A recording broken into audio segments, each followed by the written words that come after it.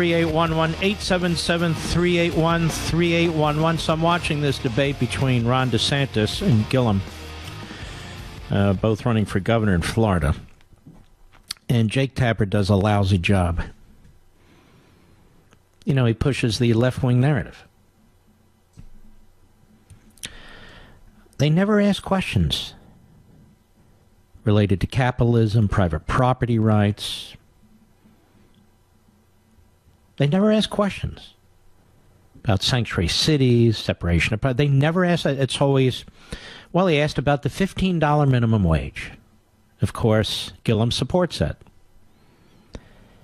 Everybody who's tried it has regretted it. Seattle tried it. It was a disaster. It's a disaster for the employees. It's a disaster for small businesses. They go out of business. You've been to a McDonald's lately? You see all the kiosks that they're building? That's to get around the $15 minimum wage. And others are doing it now as well. The left doesn't know how to create things. The left only knows how to destroy things. So Gillum supports a $15 minimum wage. You know what else he supports? Medicare for all. Do you understand what Medicare for all means? You folks on Medicare, it means Medicare for nobody. Medicare for all means Medicare for nobody. It means Medicare as exists today, even for people who are in their 70s and 80s and 90s, will cease to exist as it exists today. Because they're going to put tens of millions of other people into it. Change the system altogether. They want government-run, top-down health care. They can't seem to figure out how to run the Veterans Administration. They can't seem to figure out how to make Obamacare work. So what do the left do? Well, they nationalize more things and they control more things. That's their answer to everything. They just don't have enough government. They just don't have enough taxes. They just don't have enough control. But it's always that way because it can't work. So Gillum wants to destroy Medicare. Now he talks about Medicaid.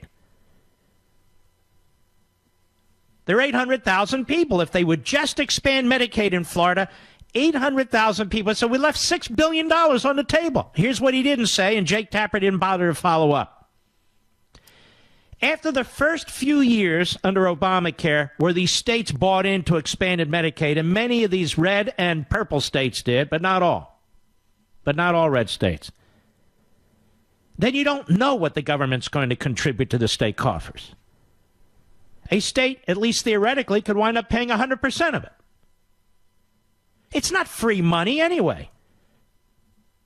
The taxpayers of Florida are also federal taxpayers. But this is what we're talking about now. $15 minimum wage, Medicare for all, which means Medicare for nobody, massively expanding Medicaid in a state like Florida, which means the people of Florida are going to be left holding the bag. It's only a matter of time. But probably the most remarkable thing that came out of that debate, again, no thanks to Jake Tapper, who did a really lousy job, was Gillum. Gillum did not deny that local and state law enforcement would not work with ICE. In other words, let's say you have a criminal illegal alien, in a state prison in Florida. One of two things happens after that sentence is served. Only one of two things, as DeSantis pointed out. You either turn them over to ICE and the feds to be deported, or you let them loose in your communities. And Gillum refuses to turn them over to ICE. So he would wind up letting them loose in your communities. Is this not a big issue to Floridians? Cut 20, go. Well, will you honor a request from Donald Trump's ICE agency? If they provide a detainer request, will you honor it as governor? Will you work with Donald Trump, yes or no? You can proceed with your time. He won't answer. Jake, that's important because that's what happens when somebody's a criminal. I've been a prosecutor. I've worked with law enforcement. When they're in the system, they're convicted. Maybe they serve 10 years, but it comes time to come out. There's a detainer request from ICE. You either turn them over to ICE or release them into the community. That's the only two options. Andrew will not answer the question. That tells me he would be willing to release them back into our community. Well, of course, I just think the showboating is unnecessary. Now stop there. There's no showboating, pal. And I found a lot of that during the course of the debate. These cheap shots, these dismissive comments. There's showboating. There's no showboating. Go ahead.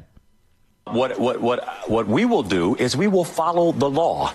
If you commit a crime, you do the time. If through the adjudicatory process and a judge issues a warrant for arrest or movement into an ICE facility, that is exactly what we would follow. Stop. That's not the way it works. A judge does not issue an order putting somebody in the ICE facility. The individual has done time. They've been charged. They've been prosecuted. They've been found guilty. They're sentenced. They served their sentence. Now you have to open the jailhouse door. Is that person going to wind up in a yellow bus? A yellow ICE bus that winds up deporting that person? Or is that person going to walk out that jailhouse door and go into your neighborhood? That's the question. And obviously, Gillum takes the latter position. This is a big deal. It's a big point. He's so radical. He doesn't want you to understand the process, but that's the process. You either turn them over to the feds to deport them, because states can't deport people, or they're loose in your community. So $15 minimum wage, which will bankrupt many small businesses or chase them off, and by the way, is harmful to many, many people who work, for instance, in the hotel industry, the restaurant industry, and so forth. And the elimination of Medicare under the guise of health care for all. And a massive expansion of Medicaid, which is health care for poor people. You know, the other thing is when you're a state that has all these illegal aliens coming in, and Florida's one of them, and Texas is one of them, and so forth, and you're saying, you know what, we're going to pay for all the health care and medical care related to this and so forth and so on. You're going to be attracting more and more people who need more and more state benefits. So you're expanding the welfare state while you're expanding the number of people who are on the welfare state. These are just a few issues that will utterly destroy a state like Florida or a state like Texas. They'll destroy them, as they have these other states. It's a big deal. And yet you wouldn't really understand it because Tapper never really followed up. He didn't drill down. He had his own agenda. And, of course, he brings up the agenda. The Democrat Party in Florida, I'm just using this as an example, immediately tried to paint Desantis as a racist, which is so sickening and outrageous. But that's what they do on the left, and the left being the media and the Democrat Party. That's what they do. Meanwhile, once again, you have an African American running for the Senate in Michigan. And he's conservative, and he's a capitalist, and he believes in the Constitution and the rule of law. He doesn't get the kind of attention that Gillum gets. Why not?